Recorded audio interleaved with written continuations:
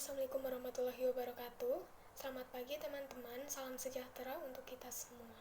Sebelumnya perkenalkan, saya Agustina, mahasiswa farmasi dari Universitas Harapan Bangsa Purwokerto.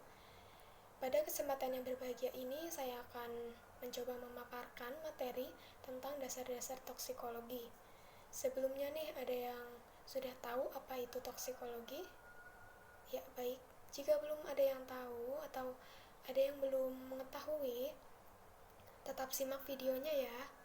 Untuk outline pada kesempatan ini, saya akan membahas tentang definisi dan sejarah toksikologi, kemudian arti penting toksikologi, dan ruang lingkup toksikologi. Selanjutnya ada klasifikasi bahan toksik, ada durasi dan frekuensi pemaparan. Selanjutnya ada faktor yang mempengaruhi toksikologi, dan yang terakhir ada mekanisme toksikologi.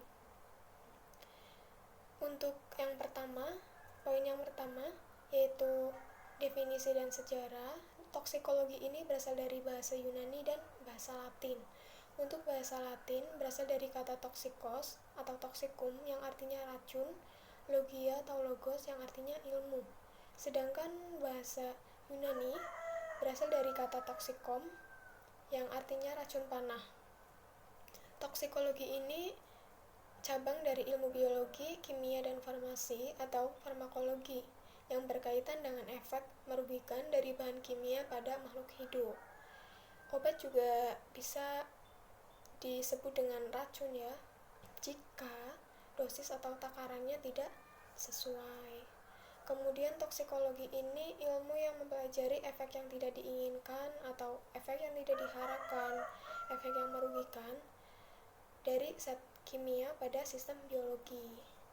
Ahli toksikologi disebut dengan toksikologis. Kemudian ada sejarah. Jadi sejarahnya yang pertama Ebers Papyrus pada 1500 sebelum Masehi. Dia memuat ramuan racun, tembaga, antimon, opium, terpentin, dan lain sebagainya. Kemudian ada The Book Job pada 1400 sebelum Masehi, yaitu Poison Raw. Kemudian di India dalam kitab Charaka Samhita pada 500 sampai 600 sebelum Masehi tertulis bahan tembaga, seng, besi, timbal, emas, badak, dan perak bersifat racun. Jadi bahan-bahan tersebut atau logam berat mengandung racun ya, bersifat racun. Kemudian ada Hippocrates pada 400 sebelum Masehi. Dia menuliskan racun bisa ular itu bisa digunakan untuk clinical toksikologi dan terapi overdose. Kemudian poin selanjutnya ada pentingnya toksikologi, yaitu apa sih pentingnya toksikologi ini? Yang pertama, dapat mengevaluasi keberbahayaan zat kimia sehingga dapat ditentukan batas keamanannya. Kemudian ada penting untuk perkembangan produksi obat, pestisida, zat tambahan makanan, dan lain-lain. Selanjutnya poin yang ketiga yaitu ruang lingkup toksikologi. Apa saja sih ruang lingkup toksikologi ini? Kita bisa sebutkan yang pertama ada environmental toksikologi atau lingkungan ya, berhubungan dengan lingkungan. Terus kemudian ada industri toksikologi, ada regulatory toksikologi, ada food toksikologi, ada clinical toksikologi, dan deskriptif toksikologi. Jadi saya akan membahas satu persatu. Yang pertama ada environmental toksikologi. Ini mengurangi pemecahan zat kimia, yaitu berhubungan dengan pencemaran lingkungan, makanan, dan air. Kemudian yang kedua ada occupational atau industrial toksikologi. Ini biasanya di industri gitu. Ini melindungi pekerja dari senyawa kimia pada peralatan. Kemudian ada regulatory toksikologi. Ini berhubungan dengan Badan POM ya. Badan POM ini memegang peran penting dalam evaluasi informasi toksisitas dan menentukan konsentrasi zat tertentu yang aman bagi masyarakat. Jadi perannya penting sekali ya Badan POM ini. Kemudian ada food toksikologi. Food itu makanan. Jadi berhubungan dengan makanan. Ini memilih makanan yang aman untuk dikonsumsi. Jadi kita harus bisa memilih makanan yang aman untuk dikonsumsi. Jangan banyak memakan, contohnya makanan berkaleng gitu ya. Kemudian ada clinical toxicology. Clinical toxicology ini berfokus pada penyakit pada periode waktunya yang terjadi oleh senyawa kimia.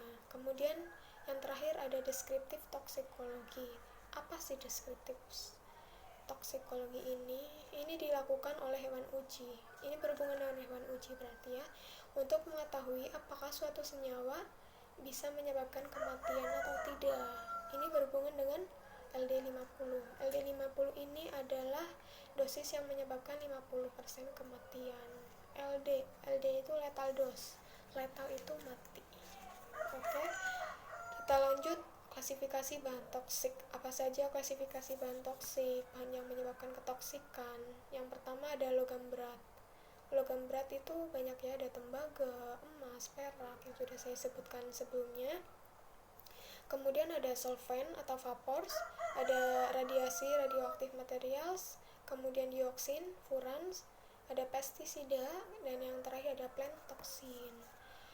Dan selanjutnya untuk poin durasi dan frekuensi pemaparan. Di sini ada 4 pembagian durasi dan frekuensi pemaparan ya, ada akut, subkronik, dan kronik. Apa sih perbedaan dari tingkat ini? Perbedaannya yaitu lamanya ya. Untuk akut itu jangkanya singkat, yaitu kurang dari 24 jam. Untuk subakut pemaparan berulang selama kurang dari 1 bulan. Kemudian subkronik pemaparan berulang selama 1-3 bulan. Sedangkan untuk yang kronik ini jangka panjang, ini pemaparan berulang lebih dari 3 bulan. Jadi ini lebih lama dari yang ketiganya. Kemudian ada faktor yang mempengaruhi toksisitas. Apa saja sih? Yang pertama itu ada komposisi toksikan. Kemudian ada dosis dan konsentrasi. Kemudian ada rute paparan, durasi dan frekuensi paparan yang sudah saya jelaskan sebelumnya tadi. Kemudian ada jenis kelamin. Jadi itu faktor yang mempengaruhi toksisitas. Untuk poin yang terakhir yaitu mekanisme toksisitas. Bagaimana sih mekanisme toksisitas ini? Mekanismenya itu diawali dengan penghantaran, kemudian reaksi dengan organ sasaran atau organ target, kemudian disfungsi seluler dan toksisitas resultan. Selanjutnya dapat atau tidak dapat diperbaiki. Ya, jadi itu untuk mekanisme toksisitasnya. Ya, cukup sekian materi yang sudah saya paparkan tadi, yang sudah saya jelaskan. Semoga bermanfaat untuk kita semua. Jika banyak kekurangan, saya mohon maaf. Kita bertemu di lain kesempatan. Sekian dari saya. Wassalamualaikum warahmatullahi wabarakatuh.